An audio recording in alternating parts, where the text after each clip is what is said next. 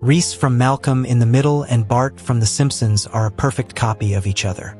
And when you put them in one room, you'll find out that they are more alike than you could have ever thought. And in today's video, I want us to look at all the similarities and differences between the two, from their appearances to their messed up personalities. Both are immature teenagers and are always in trouble from their parents at home and their teachers in school. Speaking of school, both are failures in education and are seen not to have too much pressure about life afterwards. Since they are boys, they are mostly destructive with everything they touch. They break things at home and are always in trouble from their mothers. Both Reese and Bart lack the ability to focus on one thing, as their brains are still growing and are always excited by everything new and unique. And in terms of girls, both have no REESE whatsoever and are what women refer to as creeps. And yes, both are very lazy when it comes to everything and anything.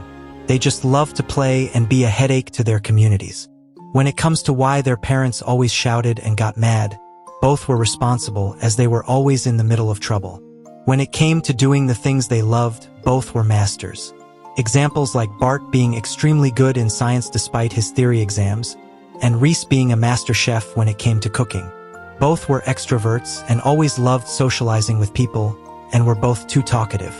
Those are just some of the examples of how good they resembled each other. Now let us see what differentiated the two boys. Reese was a bully in school and was greatly feared by the nerds and the weak.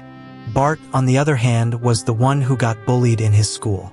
He was not a nerd, but how he socialized with the bully, who was called Nelson, was why he was always targeted. Reese was dumber compared to Bart and has repeated more classes in comparison. Bart was overprotective of his sister called Lisa, but Reese, on the other hand, did not care one bit of his brother's life at home or at school.